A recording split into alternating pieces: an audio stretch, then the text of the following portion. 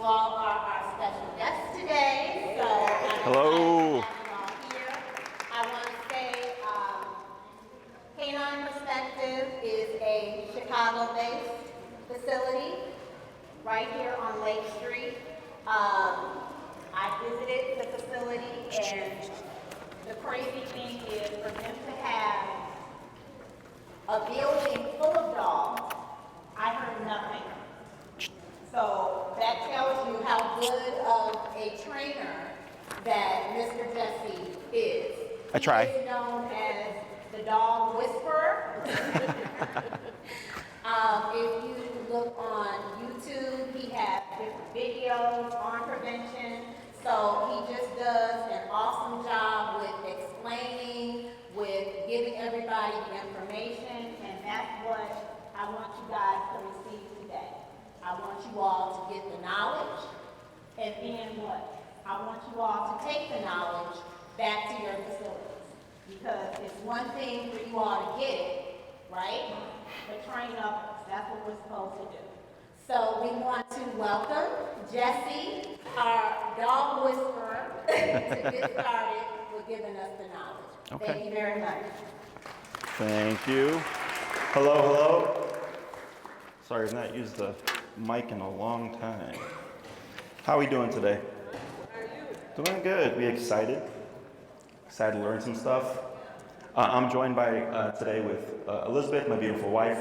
We also have with us Luna and Lexi. Okay, these are our own personal dogs. Quick little question for you guys: which one of these two dogs would you pet? Neither. That is correct. You asked the trick question. Okay, but if we were to actually interact with one of these dogs, it wouldn't be Luna. It'd actually be my pit Lexi. Okay, Luna, as sweet and cute as she is a nervous reactive dog. Nervous reactive means the cause of her reactiveness is the nervousness. Okay, when we talk about reactivity or aggression, it's not a characteristic that the dog has or doesn't have. Okay, every dog is capable of becoming aggressive. It's just a matter of, are they put in a situation where they feel they need to utilize the aggression, if that makes sense, right? So for Luna, her cause of her reactivity and aggressive or defensive behaviors is her nervousness. Okay, so if a stranger were to approach my wife when she has Luna, Luna may perceive that as threatening. And her instinct's gonna kick in. If she goes, well, if mom's not gonna step in and address this potential threat, I'm gonna do it for her, okay? So she's not coming from a bad place. She's coming from a place of instinct. An animal's primary two instincts are survive and replicate, right? So obviously we spay and neuter our dogs, that removes the replicate instinct, but there still is the survive instinct. So Luna's nervousness, if we don't know how to handle it or address it or control it, can become problematic. This is actually how I met my wife. I trained her dog, and then she seduced me, and here I am many years later, and we're married with a beautiful boy. Okay. Now, in certain contexts, Luna's behavior can be seen as bad, right? We don't want a dog behaving defensively or aggressive. However, I do ask my wife to always walk with our son with Luna, because Luna provides protection. So Lexi, my pit, she's 16 now. She's retired. I pulled her out of retirement for you guys today. So she's super friendly, she's super social, she loves people.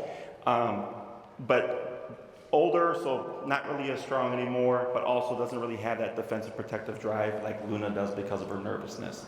So Luna's nervous reactivity can be beneficial, because if she's walking around and it's late at night or something, I know that Luna will provide some form of protection, right?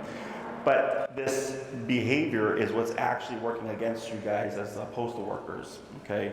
Because the dogs are coming from a protective instinct. They're being territorial, right? And they don't understand that you're dropping off the mail, you know, you're dropping off a package that someone sent them or they ordered on Amazon, right? They're just thinking, hey, there's a stranger that I don't know and they're walking on our property, and my instinct is to protect my property and my family, okay? So it's a little bit of a weird gray area, because when I talk in to my clients when I work with them, they're like, oh, my dog barks at the post office, man, every single day. I go, right, but if that was a stranger walking up about to break in, how would you feel about it? They're like, well, now they're alerting me, and I feel safe because now that person thinks there's a dog in the home, which there is, and that actually acts as a deterrent. Okay, so we're going to cover all these things today. Just look over my notes here. When it comes to addressing a dog, it really depends on the context. I do have video examples today. When I was doing some research, I saw that USPS has had other seminars very much like this one. And the issue that I had when I watched those seminars is that they weren't realistic. Okay, they were controlled context. The approach that was taught isn't one that I believe is applicable in the actual moment when a dog is being territorial or charging or anything like that. So I come from a very realistic approach, mainly because I train my clients to be able to live and coexist with the dogs in a real life world, right, situation setting. Many of my clients struggle with reactivity, aggression, nervousness, fear, anxiety because with their dog's behavior. And when they're walking out with their dog, not being able to control that behavior obviously puts an anxiety on them. It also is liability. So my job is to help my clients rein their dogs in, get them under control, and be able to live as normal as a life as possible with those dogs. Okay, but I have a lot of knowledge when it comes to handling off-leash dog attacks, because this does happen to just everyday people walking around the neighborhood as well. Happens a lot with clients. My clients, when they're walking around in the neighborhood, just walking their dog, there's an off-leash dog that attacks them. Earlier this morning when I was walking my dogs, I saw a guy walking his off-leash pit bull. His pit bull was 20 feet ahead of him, no leash on him, no collar, no training collar, no means of recalling that dog if that dog did something, right? So that's what I help my clients learn to navigate around. But then also, in a worst case scenario, what do we do? Okay? So, with enough of my rambling, how are we doing on time? We're good? What time is it now?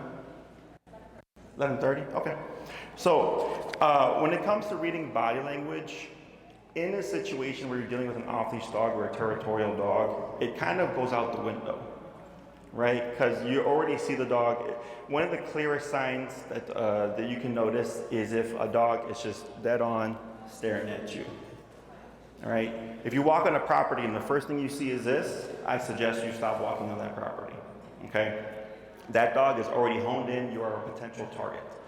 If you continue to move into that property, the dog is going to perceive you as a threat. If you move on the property and you're like this, right? The dog sees you as looking scared. To them, it looks suspicious. They're going to most likely charge you. Okay? So the moment you see the dog locking on and staring you down is ideally when you come to that stop.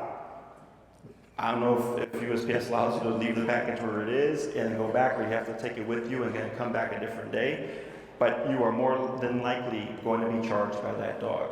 Okay?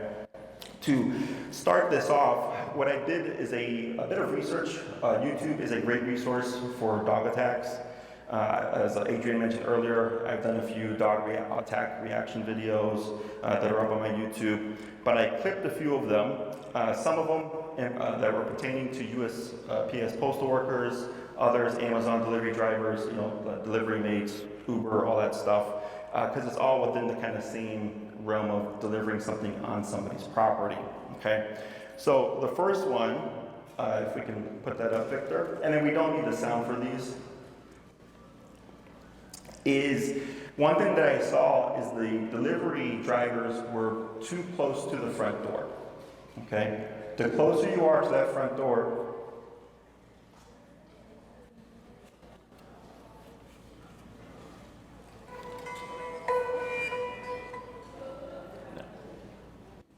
there we go. Can everybody see that?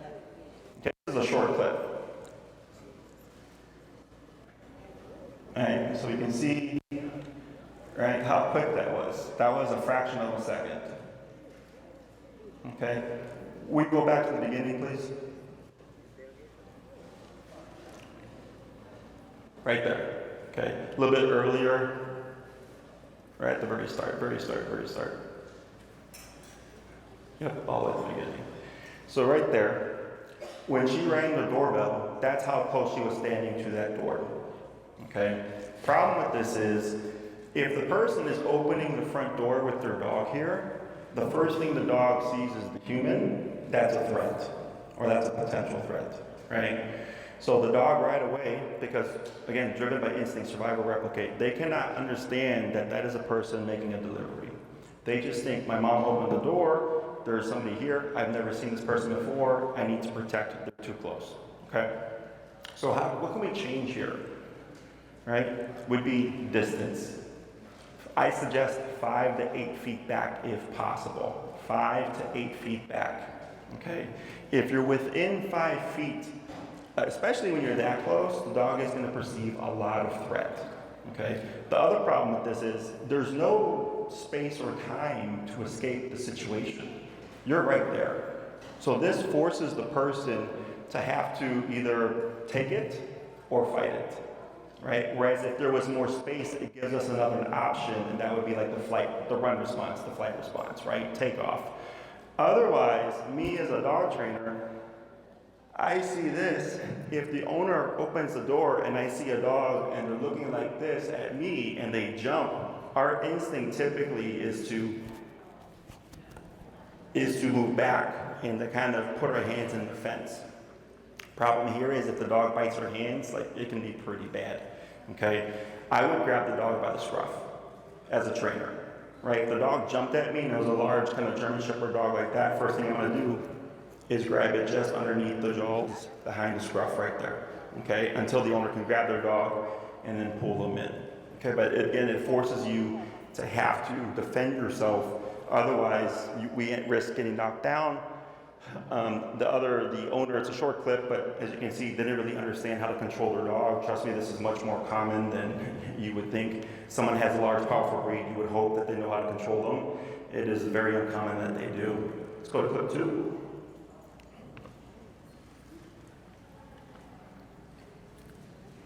This is a USPS postal worker. In central New York, postal carrier making Rebecca delivery. Flowers was making a delivery. With the home's usual mailbox knocked down, she approached the porch. The door was open. The homeowner greeted her Right there. along with a 70-pound dog. Attorney Right Dwayne there. Schoonmaker, Right, this is like a who second. worked this case, That says dog the detached attack the left muscle her from with that injuries lady's to her shoulder. She was unable to return to work. Okay, this is another situation where there was too close. Okay, now she starts at the bottom of the stairs.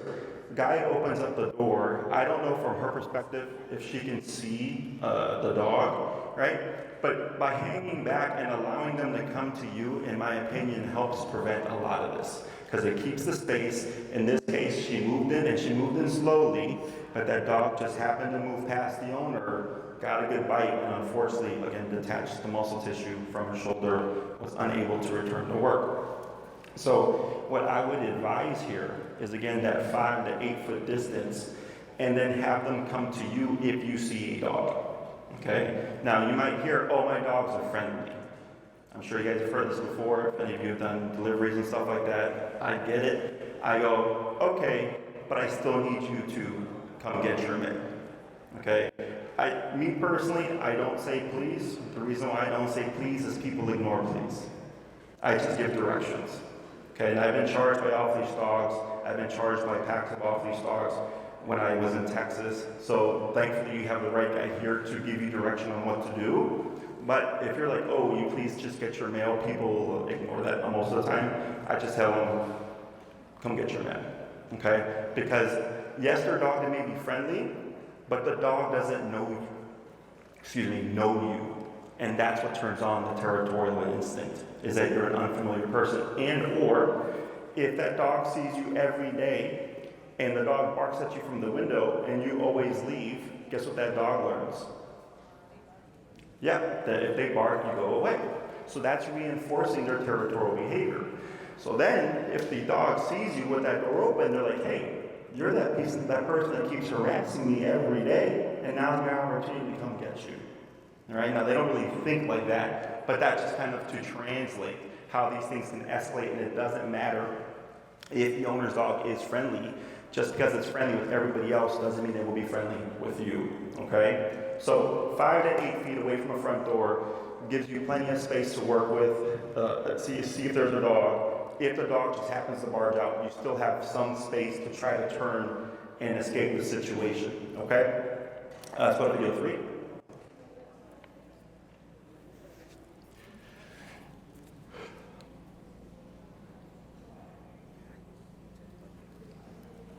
All right.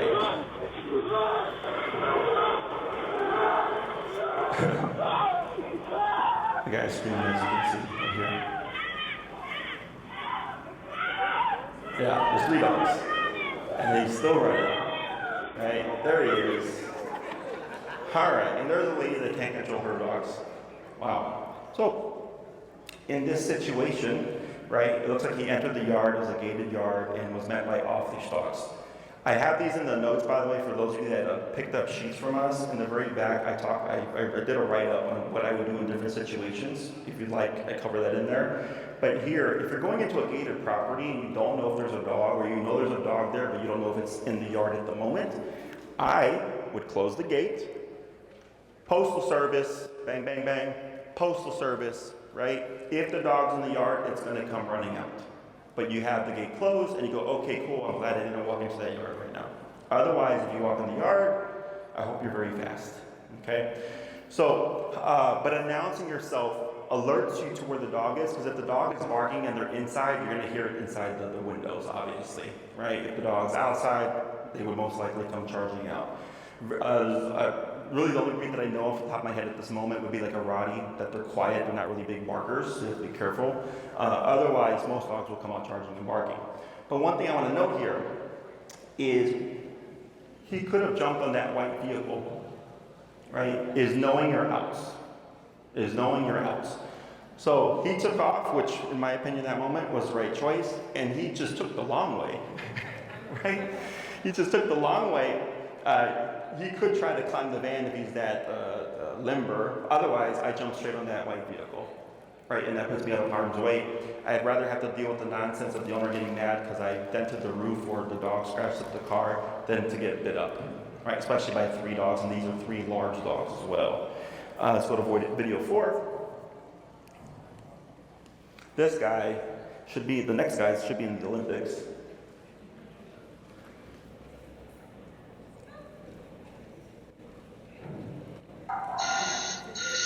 So you hear the dogs barking.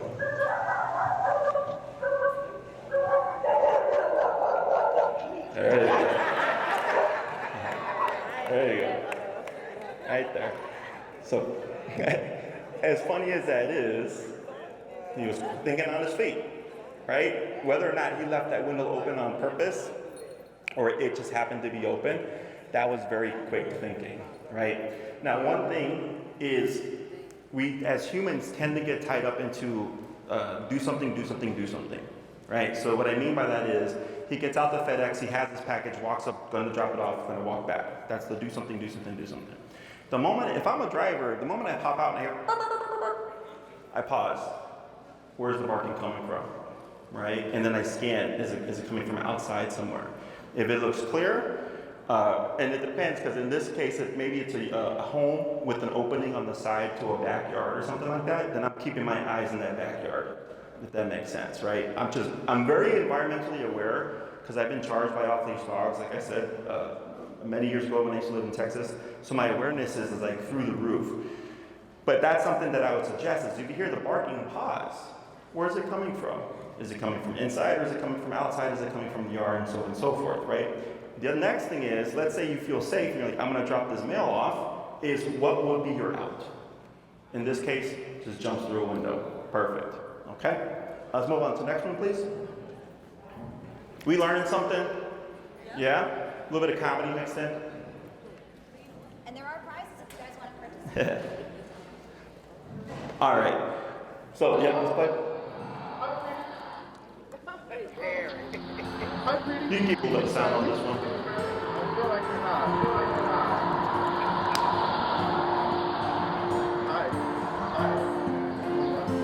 gonna set it for your mom right here, okay? Mom right here, okay? Can I go up there? Can I go up Yes? Yes?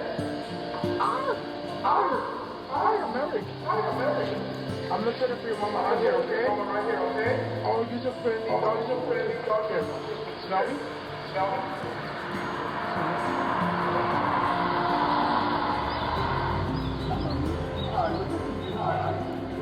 I'm going to this. What? All right, let's pause right there. So sweet, so sweet, so sweet. Don't do that. Okay, don't do that. You know, this, I see this stuff and it irritates me a little bit because it puts an image in your head, right? And like a fantasy. And then you do that and then you get bit. So don't do that, okay? Now, something to notice here with that dog is that dog's energy was very calm, was very neutral, right? That guy, from what I saw in the description, I guess is scared of dogs, which is why he was very apprehensive, but then, you know, whatever they catch this moment is beautiful, so on and so forth. But if that dog was territorial, right, what do you think we would have saw? Him attacking. Attack. When do you think he would have attacked, or she would have attacked? When he first walked up. When he first walked up. And Okay. the board is long, so Yeah, it could reach, yes. There's the dog is tethered. There's a tie-out for that dog. But the moment that gentleman walked out of that Amazon Prime vehicle is when I would anticipate the dog would have started displaying some kind of reactive behavior. The moment the dog acknowledges the threat or the potential threat, that's where the behavior is going to start, okay? So the guy walks up, and he didn't notice the dog until like halfway up the sidewalk there, right? It's like, how do you not see that big old dog sitting right there? So again, environmental awareness. You come out of your vehicle, what's around me, right? Is there any dogs? Do I hear any dogs? So on and so forth. In this case, I'm not sure how it works for you guys. If you were to see like a loose dog, let's say in this situation, do you have to deliver the mail? No. Okay. Skip the whole block? Okay. My advice, skip that house, right? If you feel like you need to skip the block, right? It's not worth it to give somebody else their scam mail or whatever it is, right? Just to get bit. Even if the dog looks sweet, it could look sweet up until the point where you're here and things go south, right? So the other thing is, this gentleman was talking to the dog. Hey, sweetie. Hi. You're a nice dog, right? Dogs don't understand English. They don't understand any language, okay? But what it does is, let's say that dog is calm and passive, which it was, is the talking stimulates the brain, okay? And that stimulation can turn into the territorial aggression, the reactivity, the charging you, all that stuff. Because then the dog, and it could be like, because it's just observing, like, what are you about, right? And you just keep, hello.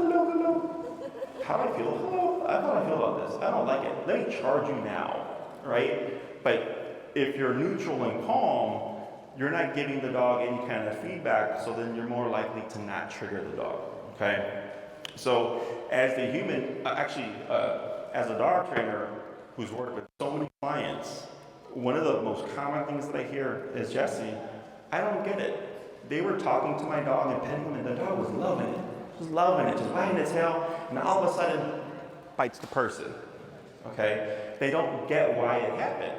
I'm like, well, maybe they overstayed their welcome, right? The dog got annoyed, I was like, that's enough, and now I'm gonna tell you to stop. People think that the dog likes the energy of the cuteness. A lot of dogs don't like that, right? So it's what I call like the honeymoon phase, where it'll look sweet and loving and endearing for a moment of time, and then the dog's like, okay, I've had enough, and then they bite.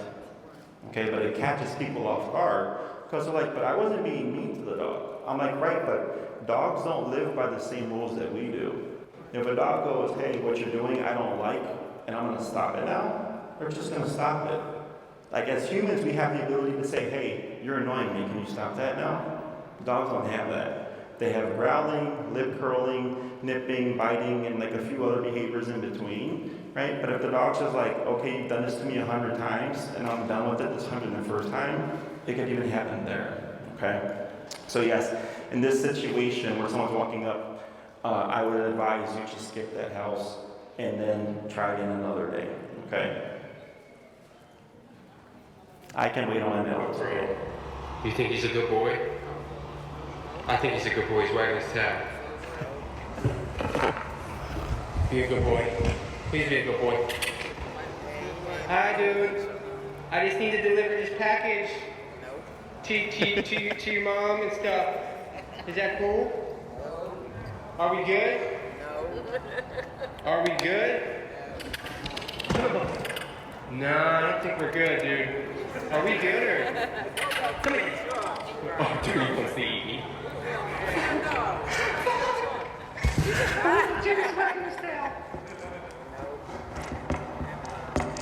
He's a good boy? He's a good boy? He's a good boy? He's a good boy? Oh, he's a good boy. He's a good boy. Oh my God, that guy. That guy. You're a good boy. You're a good boy. Thank God indeed. Thank God indeed. Because if that dog was not friendly, he got too close, he got in his personal space, he had no window of opportunity, and he was probably a distance from his vehicle as well, right?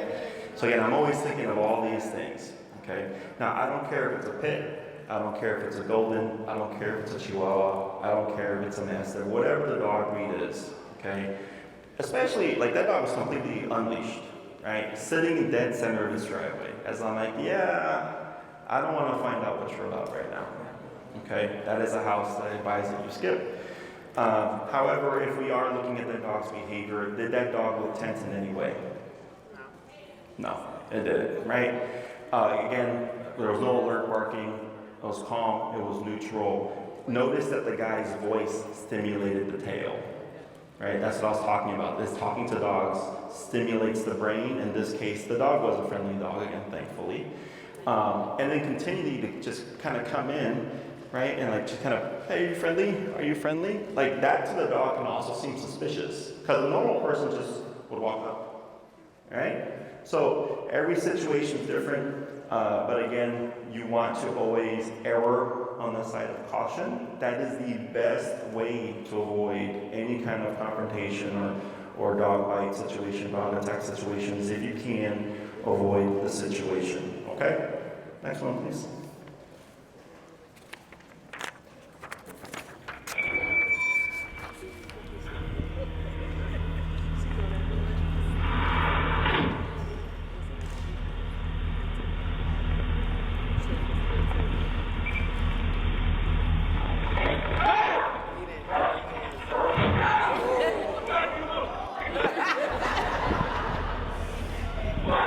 Fear hit first, All right. then it's drug. You can stop there, thank you. Okay, so going back to what I said earlier, we tend to get caught up in the do something, do something, do something. Guy hops out, grabs his package, scans it, oh, now there's a dog, right? Again, especially if you're going into a neighborhood where you know there's dogs that are kind of stray in a way, like they're just people let them out, and this is something that I dealt with in Texas, is that you want to be aware of your environment.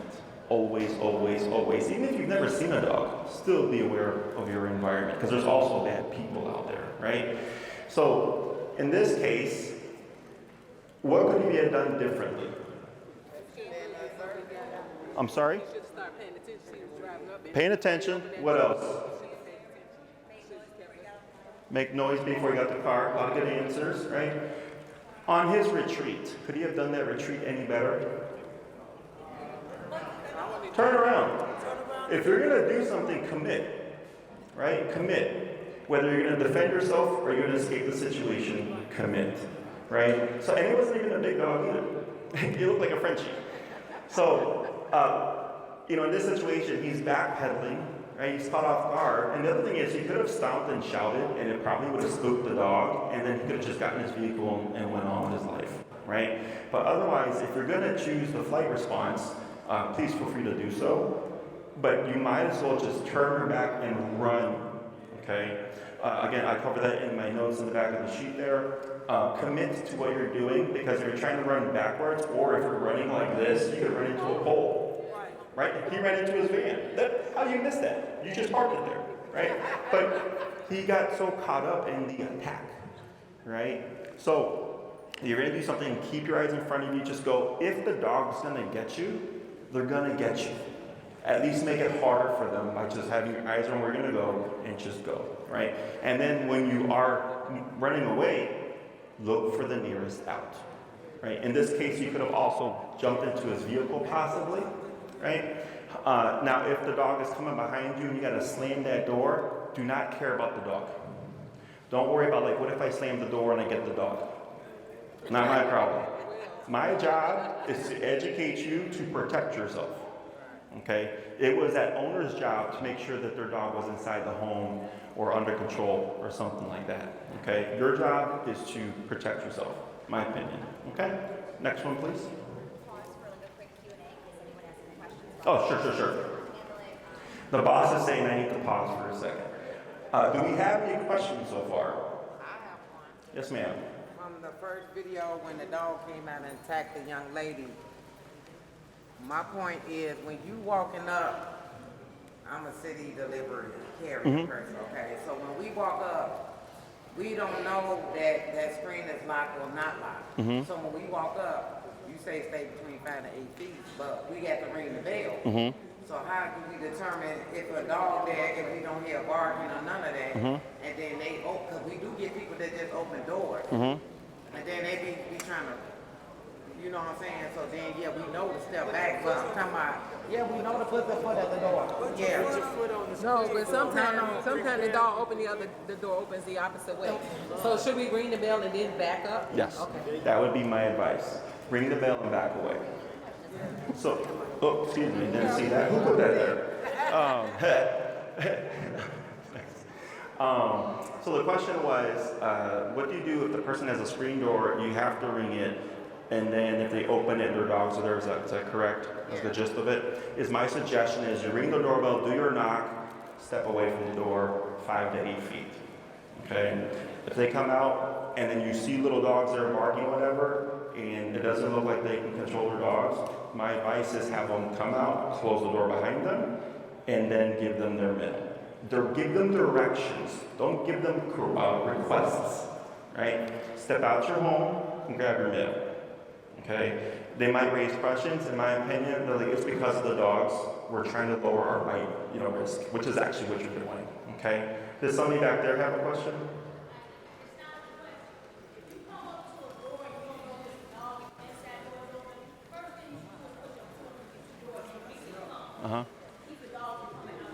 Gotcha. Yeah. So she's saying what they said earlier.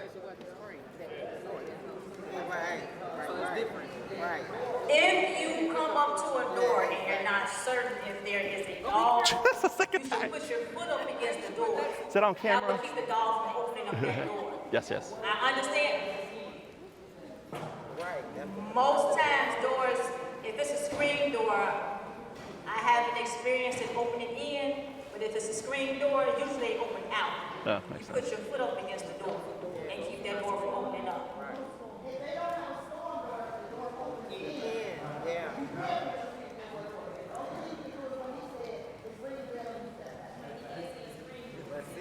Yeah. And I think it's one of those things too, as a non-dog trainer, but as a dog mom who entered this world, I grew up with easy, derby, golden retrievers, right? This is not my realm of expertise, this is Jesse's. You have to be able to adjust for every situation, and that's really hard. So the biggest thing we want to impress upon you guys today is that you cannot trust any dog. We don't trust either of those two dogs around our son, who's a toddler. I don't trust them around strangers. When we have friends over, they either get put on placemats like that, or they get locked away in another room. He's a professional master dog trainer. We can love them. We can love them endlessly, but we do not trust them because, again, they're instinctual animals. The other thing is, all these things are tools in the toolbox, right? If a certain situation calls for a different kind of response, right? Do what's best for the situation. So the screen door, the putting the foot, that's actually what we do at my facility for our kennels. Okay, so we deal with a lot of reactive aggressive dogs, some dogs that won't let you remove them from the kennels, okay? So I'll tell my staff to put their foot, and if it's not on the gate, it's there in case the dog tries to push us through. It's not gonna allow them to get enough space, right? But every situation is different. So if you ring that doorbell, let's say the front door is open, but the screen door is closed, and you hear barking, right? If your instinct is put that foot in the door and brace it, do so, right? If your instinct is I need to skedaddle because that sounds like a big bark that can jump through the screen. They're not in my clips, but I saw 2 or 3 videos of dogs breaking through windows. Yeah, right? So it's always a possibility. So if the dog happens to charge through and bust that screen, because screen is, my 2-year-old son almost pushed out our screen the other day, right? In my brain I go, okay, I either trade, I can keep the door closed or they pop through the screen potentially, or I'm 5 to 8 feet back and I have some space to work with here. Again, it's just tools in the toolbox, okay? Next video, please.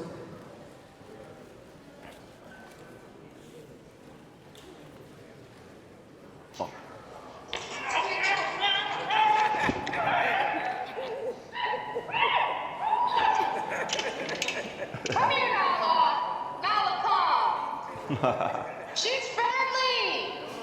Honestly, even I don't believe her. Yeah, she's friendly, right? You have a very small window to figure that out, and I don't want to figure out if the dog is not friendly, right? So what I liked is this guy committed. He turned around and just booked it, okay? Now, he had an immediate out. Did anybody see it, aside from his vehicle? Huh? His van door was open. What else? There was a car. In the direction that he ran, there was a car directly in front of him, and he curved out, right? Now, the van, because I was looking at it, because we have a van like that, and the sliding door catches. So I thought, well, if he jumps in the van and tries to close the door and it catches, that dog is in the van with him, right? So again, my brain just naturally just thinks about as the variables, right? So in that situation, yes, the van was there. If you have to do it, you have to do it. Otherwise, his straight out was that vehicle in that driveway across the street, okay? Also, the screaming, by the way, entices the dog because you sound like a dying animal, right? Right? It just makes the dog want to engage with you more, chase you even faster. Okay, next video, please. Yes, sir.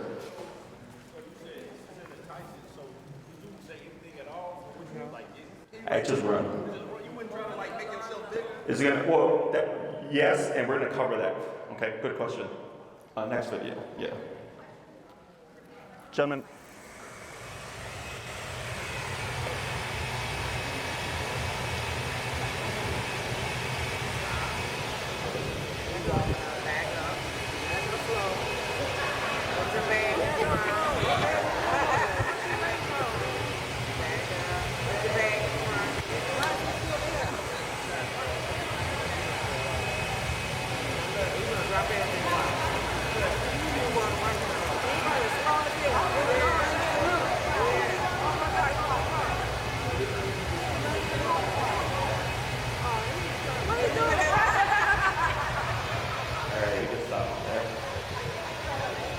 So this video,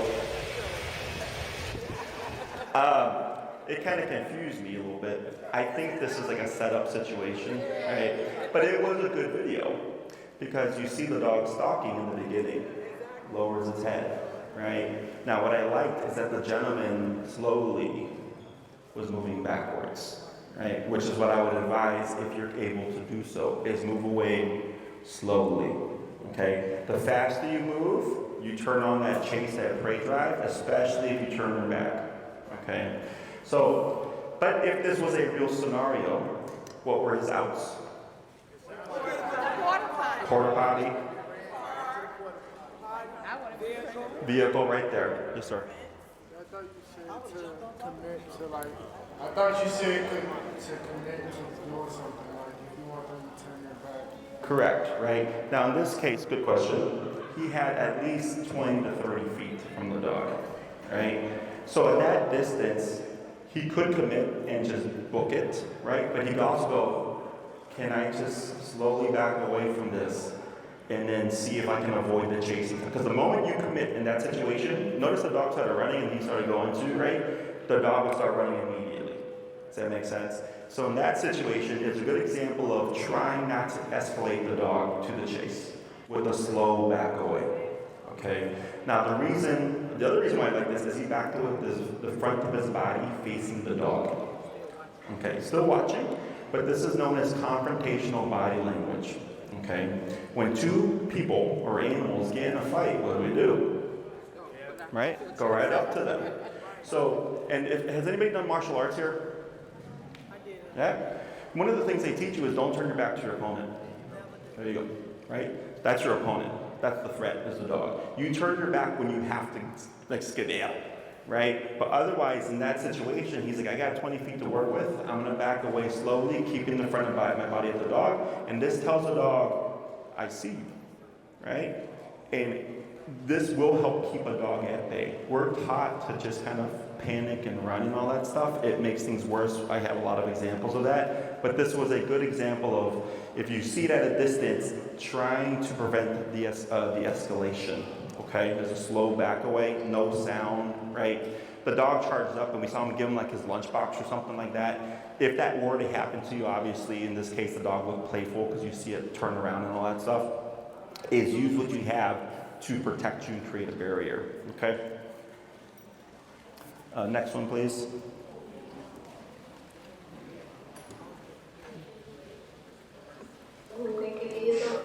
बगल वाले घर में बिल्कुल उनके वहीं पर भी side में क्या कुत्ते एक साथ आया थे एकदम अपने उस मालकिन के साथ जा रहे थे फिर एकदम सारे उधर झुंड बना के आ गए थे वहीं पे आपके पर अटैक कितने जगह टोटल 6-7 जगह कंधे हाथ शरीर सब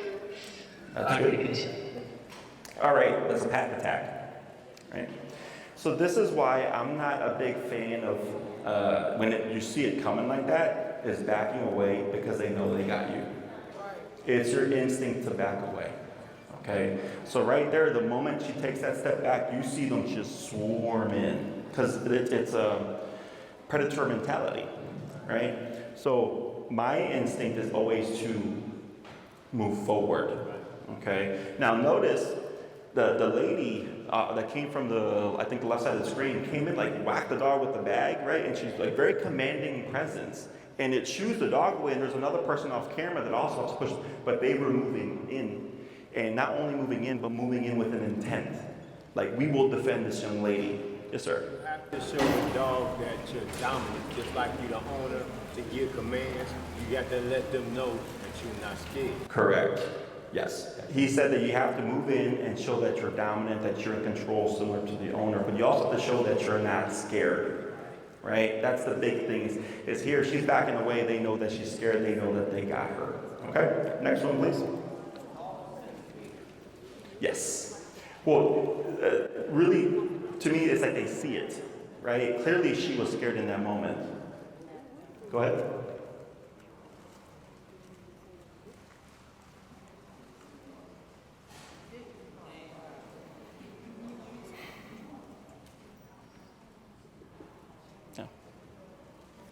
Right there. Another example, pack attack. The man was timid. I'm sure there was probably some screaming there, but because he was timid and scared, they moved in. And again, I'm pretty sure there was 2 strangers because I see like a stick off camera kind of wave, but they move in on his behalf and it pushes the dog away, right? So again, even with numerous dogs, and I've had numerous dogs charge me off leash, you move in, and if you can, you move in towards the leader. Okay, there will always be a leader. The leader is typically the one that's heading the charge. The biggest energy, the one that keeps attempting to move in, you'll see the other ones kind of standing back at bay, right? It could be 8 dogs. There is going to be a leader. If you address the leader, it disempowers the rest of them. Okay, people want to fend off from everybody. Okay, trust me, it's very difficult. Okay, next one. The dog started attacking this 3-year-old. Her dad acted quickly. He rushed over to shield his daughter and scared the dog away. He stayed in front of her to keep her safe, but the little girl was also concerned about her dad's safety. When the dog tried to attack her again, he continued to protect her, eventually scaring the dog away from their property. I love that video. Right? It's a good example of a dad being a dad. But again, he was moving in towards the threat, which was that off-leash dog, and keeping the front of his body pointed at the dog. Remember, that is confrontational body language, right? He saw the dog move in, he moved in too, right? So the dog goes, I want your daughter. He's like, well, you're gonna have to get through me, right? And that dog was a big dog. I think that was a Pyrenees, right? That was a Pyrenees. Probably an 80-ish pound dog, but it's not about the size of the dog, it's about the size of the fight. What's that saying? It's not about the size of the dog in the fight, but the fight in the dog. This is very true. This is very true. Okay? You could be 4'10" and scare off a Roddy with the right kind of energy, but you have to know what you're doing. Okay? Next one.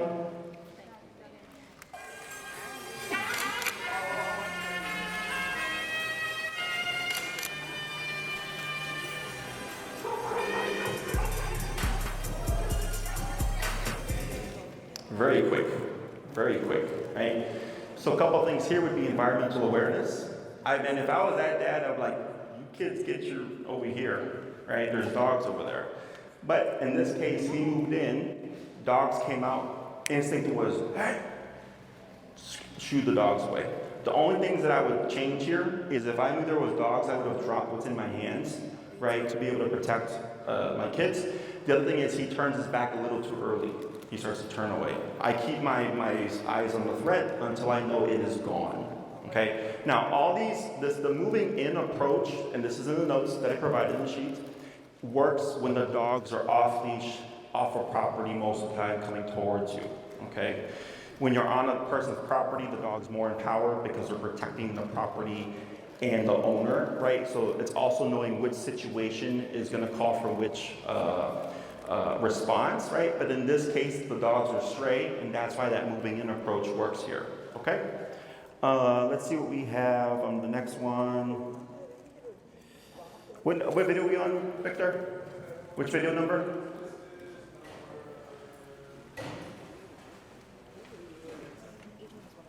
Oh, is it 14 now? Break up with a little demo and try to get some people up here. I thought maybe we could start by showing them what you would do to a charging dog. Sure. So we're being called to do a demo here. Okay. So who wants to be a helper right now? Get on, I saw hand up first.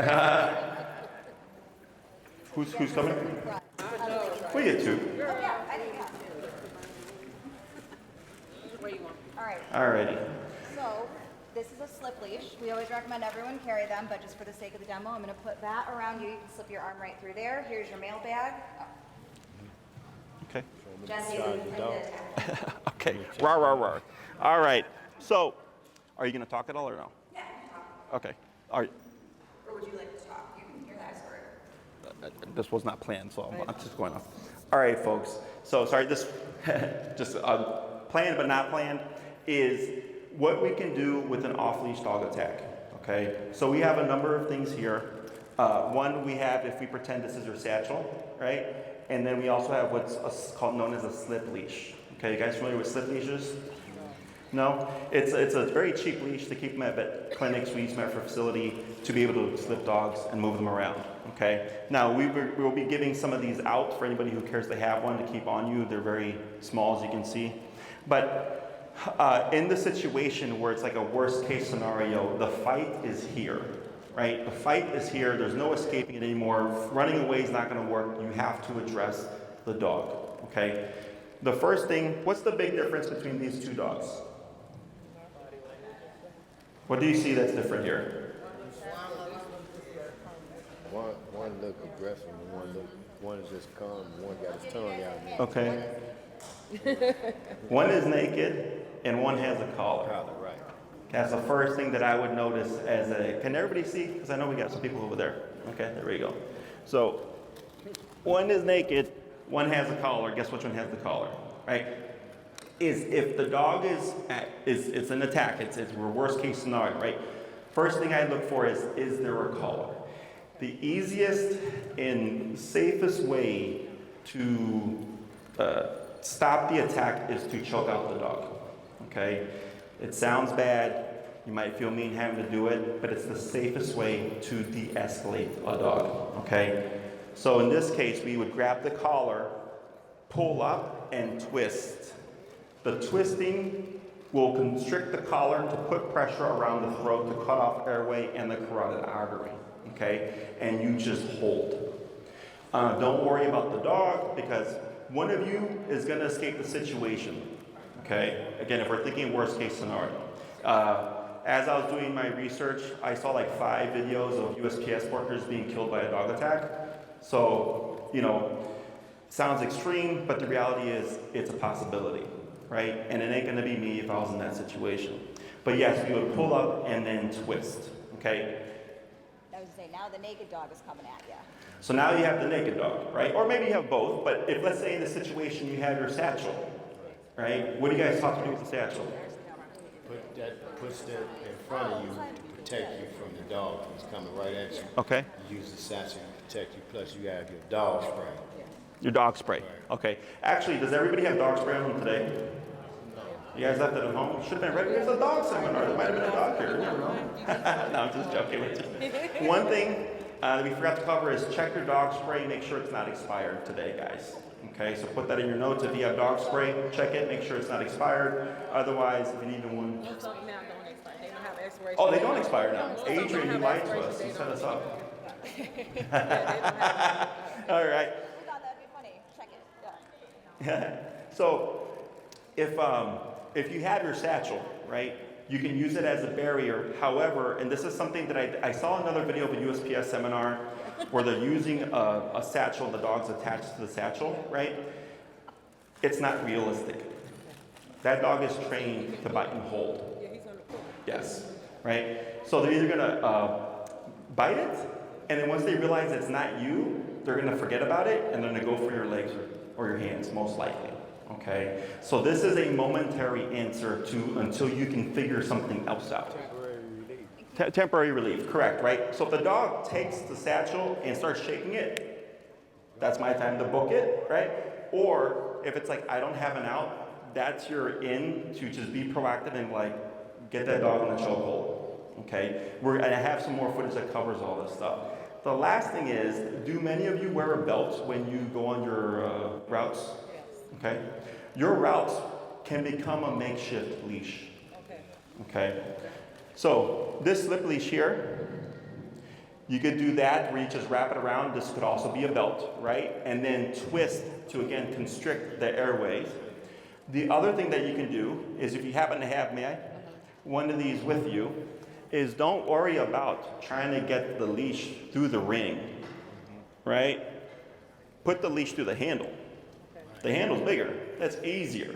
You see that? And then you pull up, and then you choke up as close as you can, right, to the neck, because if you're all the way at the top there, the dog's gonna escape that, okay? And I know this might sound like, man, that's a lot to think about. I get it. Trust me, I've been there. But you have to learn to think on your feet and then just kind of be proactive, which is why I'm kind of showing different approaches, right? Sometimes if you can escape, escape. Again, that's the easiest way to just prevent any harm being done to anybody. It's just escape the situation, know your outs. But that's not always feasible. Sometimes the fight is there and it's like, what do I do next? The number of videos I saw where nobody knew what to do is crazy. There's people helping, they're punching the dog, they're kicking the dog, nothing is working, okay? Is that good? That was good. I think maybe we can do just a couple of practical demos. So we're going to charge you with the dog. You've got a slip leash, you've got a bag, you've got a pet corrector spray. You use I'll let my wife do this. Whichever tool you want, and then Yeah, this is just the compressor. Yeah. We're going to critique how it went because we're going to do different ones every time. We'll have a couple of y'all come up and do it. It'll be really fun. Okay? All right, knock knock, postal service. Now there's no barking. Dog comes out of nowhere. Nice. Dog All right, using the satchel. Oh my God! Oh man, it's an MMA fight in here. It's the octagon. That was amazing. I was expecting just the bag. Yeah, no. No, the bag is temporary, remember? Exactly, the bag is temporary. Look, somebody's paying attention. You gonna give it a shot? Don't want the leash? Hey babe, will you do this one with the collar? And try this one with this gentleman here? Yeah, try that right there. Okay. All right, now you're delivering and you're gonna, let's pretend this. Now, these are all the tools you have in your arsenal. Okay? Knock, knock.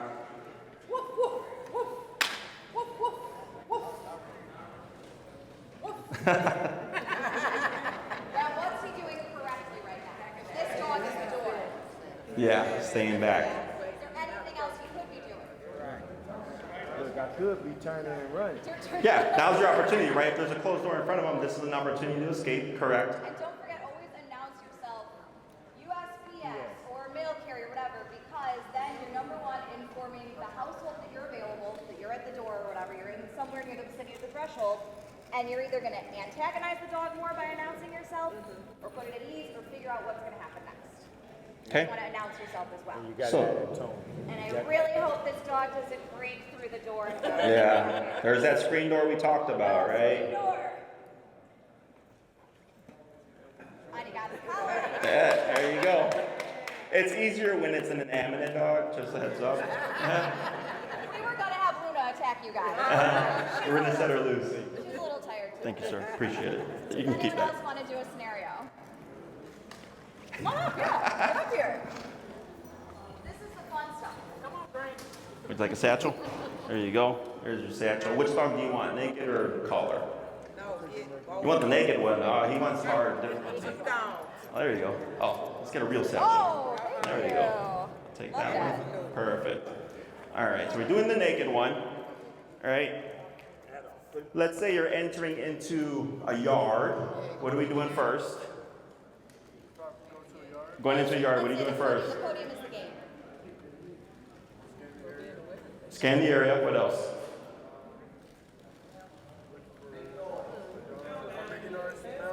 Before you make noise, what would we want to do first? Somebody say close the gate. Yeah, check the gate. Make sure it's closed first, and then announce yourself. You don't want to do it the other way. Okay. Let's say first day on the job, you announce yourself. The gate is not closed, right? Mailman.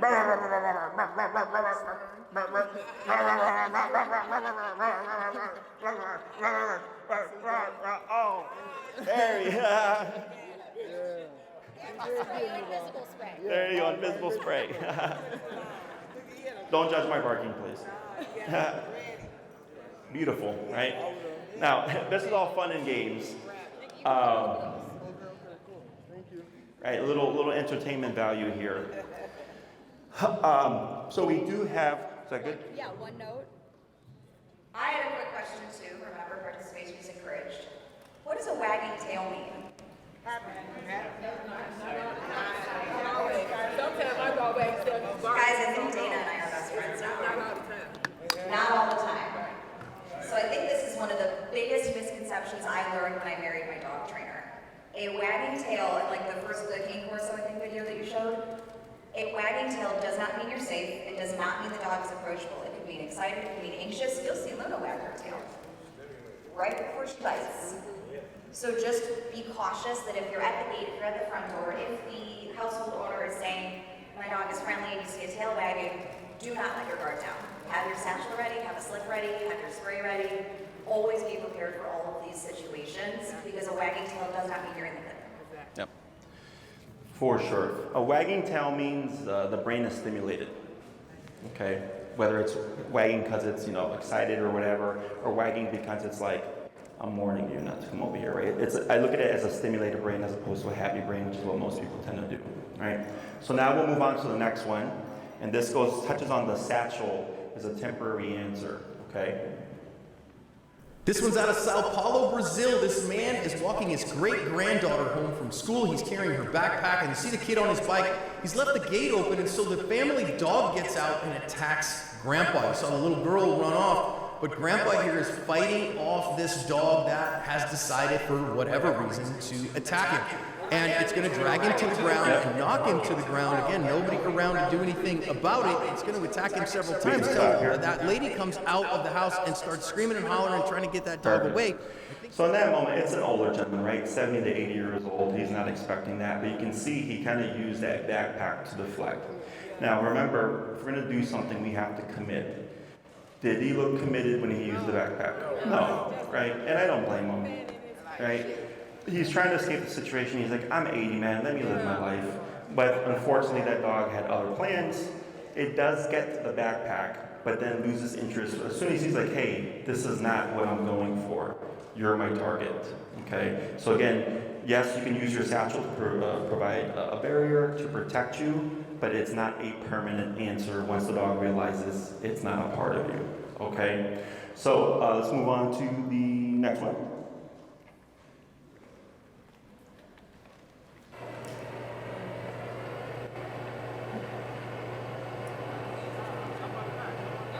This man has a box cutter, by the way.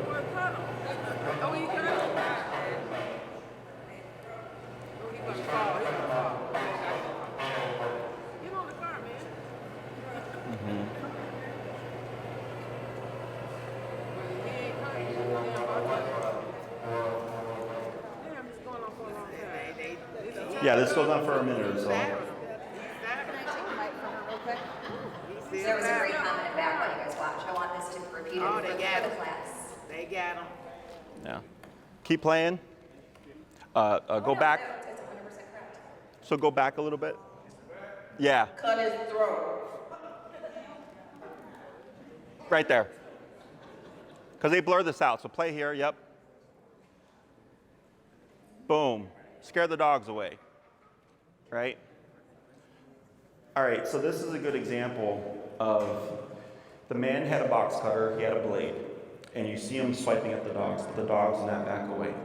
Because his body language spoke greater than his threat. Right? He wasn't committed to essentially causing harm to those dogs to protect himself. He was trying to do it and moving back. The moving back tells the dogs, you're not serious, even though you got a weapon, I still got you. Okay? Somebody yelled out, hop on the car, man. Yes. But, you know, he just was panicked and he didn't see his out there, but yes, jump on the vehicle. Okay? Which of the two dogs was the leader? Do we know? No. The other one was the one who was snapped. The other one? So we got the black dog and then like the white dog.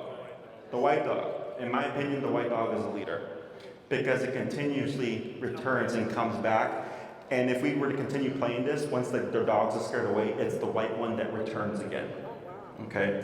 Now, what did the second gentleman, if we can go a little bit ahead to the man with it's a pole saw, someone had commented, a little bit more, right there.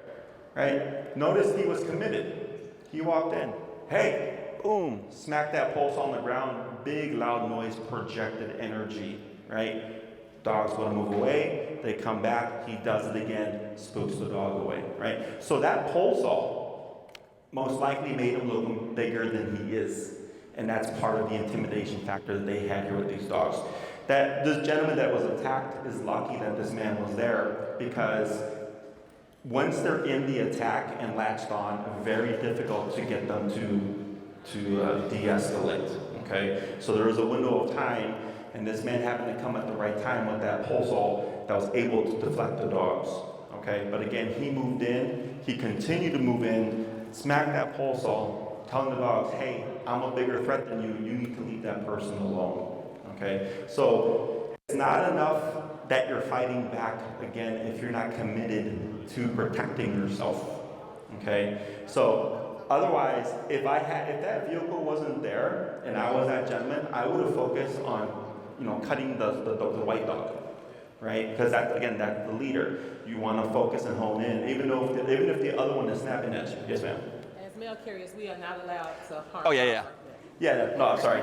So not as a mail carrier, but if I was in that position, like that's what I would do, right? Otherwise, hop on the car, right?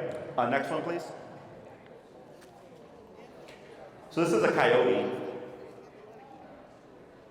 But this man had very quick thinking. Oh wait, is this, this is easy, we're good. This is a different one. We can play this, it's quick. Yeah, that's a quick one. That dog was committed, that's what I mean, right? The threat moved in, that dog just charged in, attacked the dog, pushed it away. The next one is a coyote. was a goner. The animal fights back, biting Snipes multiple times. So he grabs the coyote by the tail. All this time, Roxy is yapping away. He actually jumped on me and I fought him. And he actually stopped me on my legs. Watch what happens next. Snipes carries him over to a garbage bin and drops him inside like trash. But look, you can see the lid. Yep. Perfect. So again, it's worst case scenario, right? Is if it's a smaller dog and it's got a tail, whoop, right? And then away. It doesn't mean that you can't get bit because that dog may flail, but you're at a greater advantage, okay? In my opinion, all bets are off when it comes to your personal safety. And this guy did get bit, right? There's no foolproof way. I hope you don't get bit, but he was like, all right, well, it's gonna happen anyways. I might as well try to control the situation, okay? Next one, please.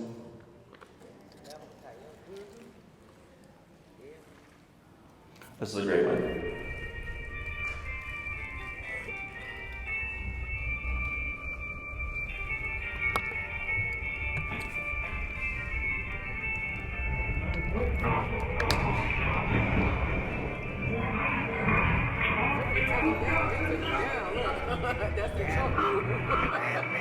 He's in it. He's like survival.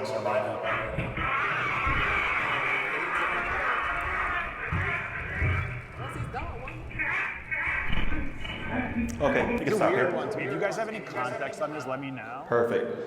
So right there, that dog was bullying him. That's why that happened. The dog was trying to be dominant over him, and when the man went to push the dog off to claim his space, the dog was like, no, you're mine. And then the fight ensued, right?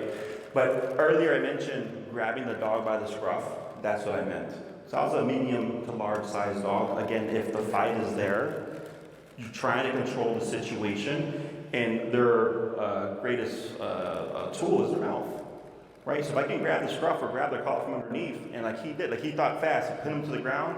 Where's my out? That door, threw the dog out the door. If you're in the yard, you can throw him over the fence, throw him over the fence, right? You can throw him in a trash bin, throw him in the trash bin. You're just trying to eliminate the threat, so again, you can skedaddle, okay? But he was committed, yes? Is the scruff the same thing as the back of the neck? So technically, yes, you're not wrong. That's why I'm saying the front of the scruff and not the back of the neck. Next one, please. Good question. This is a good one. A couple more people behind her, a couple more ladies walking their little dog.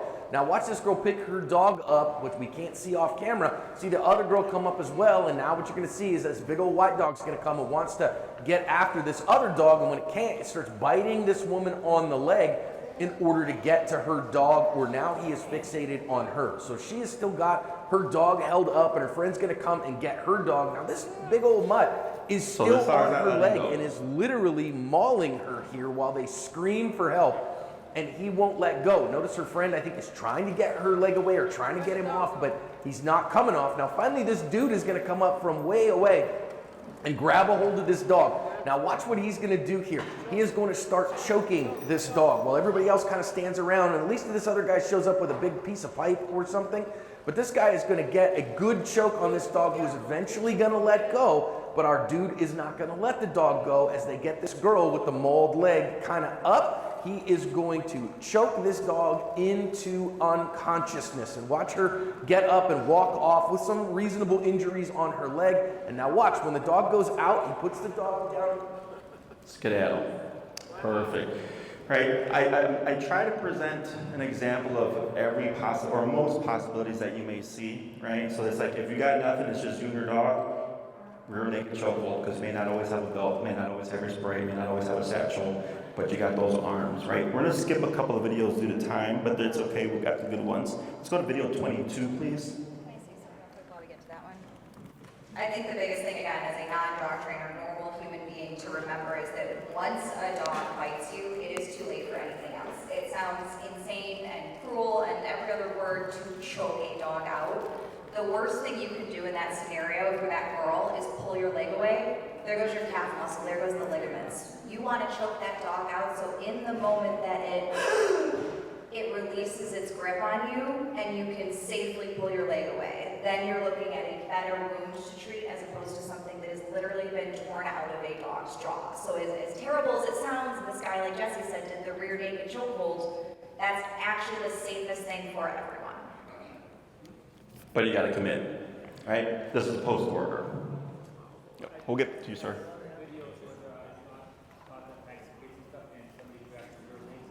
Yes, that's another option. Doesn't always work though. That's one problem.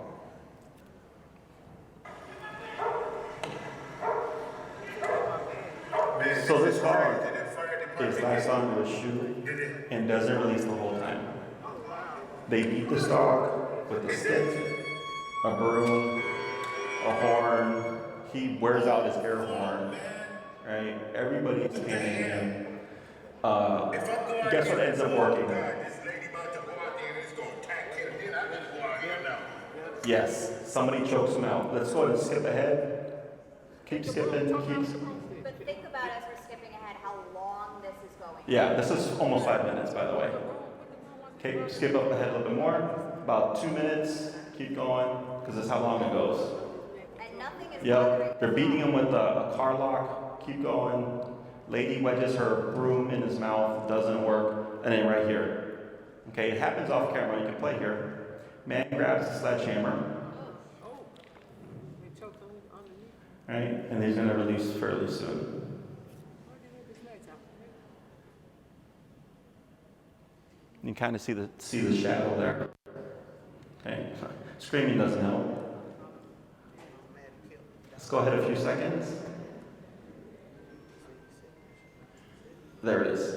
Okay, now right there. Yep. So one guy secured the belts around the dog's throat. The other guy came in and then got him with the sledgehammer. Okay, this is approximately 5 minutes, and this is what's recorded. That's how long that attack went on for.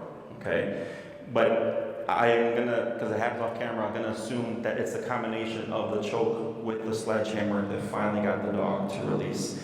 And then the way the guy did the belt, it keeps constricted, and then you see the dog fall over. The guys hop in the vehicle, everybody leaves the situation. Okay, but this happened in Detroit. A 5-minute dog attack. Okay, it's crazy. Seconds. As soon as the belt comes out, it's seconds. Let's go to 23. This is a personal video because it's me. Hey, how you guys doing? Okay, now I was skinnier back then too. So we're gonna play this as a final video.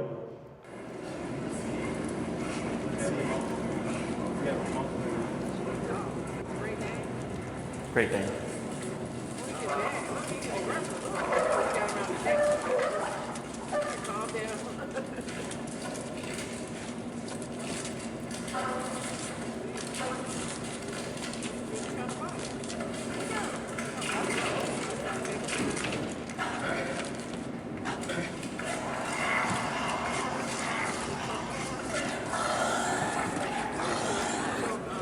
We can pause there.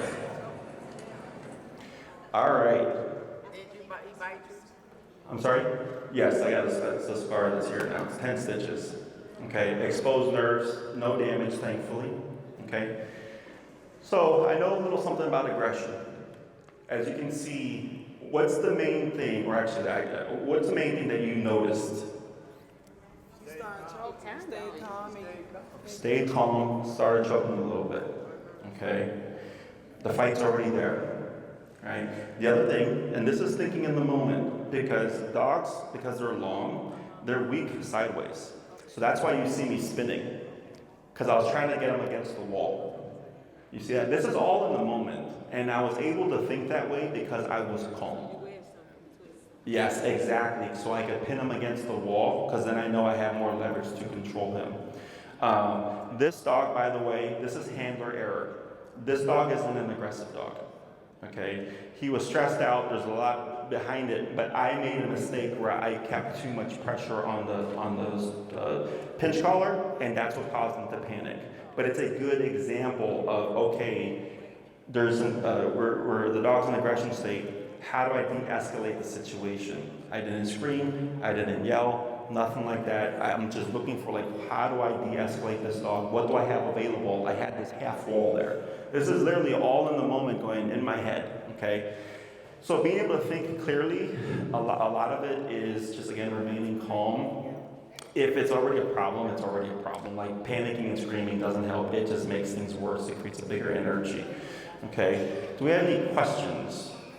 Yes, sir. Obviously, the post office, the fact that we every day go into scenarios where dogs may be around, very territorial. But I see the biggest thing that we need to do is obviously make, like you being a dog trainer and such, what do you guys tell your dog owners about making sure their dog, not, the phrase of, oh, he's a nice dog and stuff like that, of them being aware of not just postal workers or not just people entering their yard, but people in general, of how to take care of their dogs, be aware of what their dogs is capable of, even though most of the time their demeanor is, perhaps, polite and nice and, pet friendly and all that good stuff. But what do you guys do as far as, letting your owners know? Because they're the biggest ones. Obviously, they have to do that front part. We have to be aware of, as we're on the job, aware of how many dogs are out there. Then we also have, and I'm sorry, this is kind of an AB question, but we also have a lot of carriers that feed dogs. So the moment they come up to us, they're looking for snacks. One thing that I find out too, that dogs, they're visual, as far as symbols and stuff like that.